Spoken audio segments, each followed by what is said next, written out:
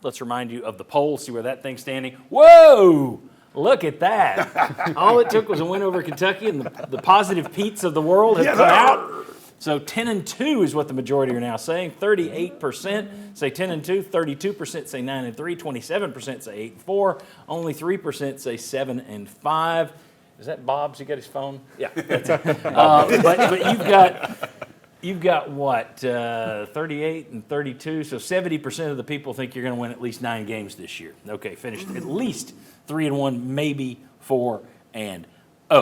This is cover 2. It means we got 2 questions, one for each pair of guys. I will start with Jimmy and Sterling. If you could get more on offense, you tell me, you get one of these. You can only take one, and you tell me why. You can get more from Ethan Davis on offense, or you can get more from Ty Redmond on defense, or you can get more from Boo Carter on special teams. Which one are you taking? Which is more important? Ty Redmond. Yeah. And the big reason is which unit needs the most help. Your wide receivers were very productive, whether Ethan Davis was producing or not, because Kitzelman had 22 catches, Davis had 1. So the receivers are doing extremely well, even without him. And your defense can't force enough punts to make Boo Carter relevant.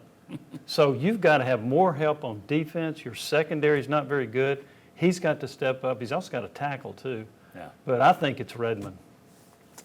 You know, and I love him, and I'm following Jimbo. This is Ty Redmond, and the thing about the Ty Redmond's defense, he had all Americans that were ahead of him that could have showed him the way. He's a true freshman, not a redshirt. He was in high school last year this time, so he's got used to this pace of the game.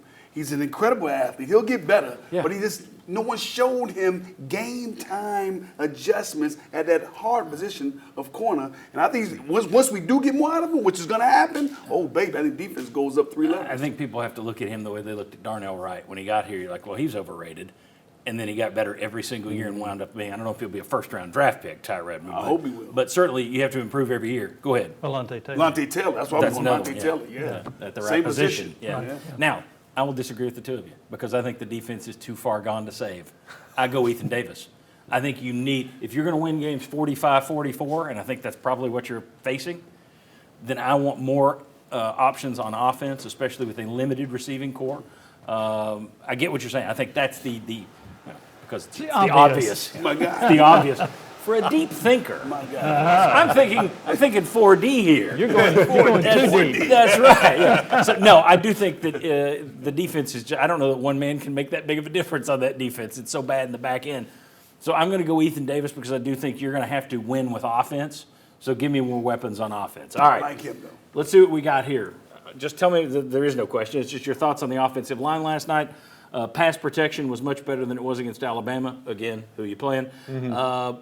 But the run offense was right up until the last drive. Thoughts on the O-line, Ollie Lane? And if you guys want to focus on David Sanders, you can there. Yeah, I mean, well, first off and foremost, I'm glad that David Sanders is in that starting lineup. I think that's probably where he belongs. Obviously, heard some of the comments that he made after the game. I get it. With the injury and the situation that he was in, you don't want to have him have too many extended snaps and re-injure whatever was going on with him. But I think now it's at a point in time, look, you're fully healthy. We got 4 games left in the season. We're going to roll out. We need to roll out the crew that we had at the beginning of the season. And there was less rotation last night than there was against Alabama, which I think that's what hurt us in Alabama. I think that's what, in turn, they made the offensive line look like the weak spot when they probably really weren't. I think what this offensive line has done this season is spectacular. I mean, they've done a really good job of the number one important job, and that's making Joey comfortable. Joey looks comfortable when he's back there in the pocket, a lot more comfortable than Nico ever did.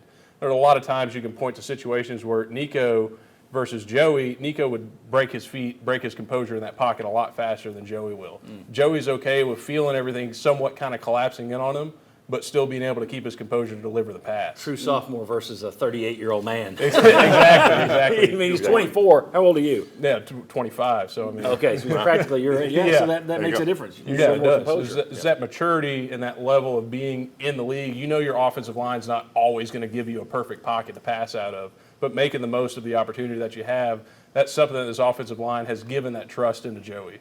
Mike, your thoughts on the O-line? I thought Sanders is definitely the right solution. Perry sliding in and playing guard, he's not – it's an adjustment, right? Mm-hmm. I think he plays As a tackle, you can play higher leverage. You can play taller.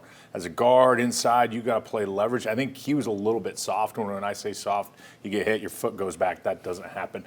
Sanders did very well. I am concerned, and I saw as the game went on, and they're going to see this on film against Oklahoma. His feet, he has a tendency to kind of start to give up a short corner. Which one? Sanders. Sanders, Sanders, yeah, right? he's So a corner. start to give up a short corner. So if I'm a defensive end, I'm going to go out wide and I'm going to come crashing hard because I don't know if he's going to get there. So watch that this week, how he adjusts that, if he can get out, if he can move, because he gets his feet a little bit closer. That tendency allows you to turn, give up a short corner. That concerns me a little bit because Oklahoma's going to see that on film. And again, Oklahoma's best product is their defensive line. Yep, they lead they had one sack yesterday, but they went into that game leading the SEC in sacks and leading the SEC in pass defense which Yep. A goes with B. So Yep. that is one that's going to be a big challenge for Tennessee's offensive line next week.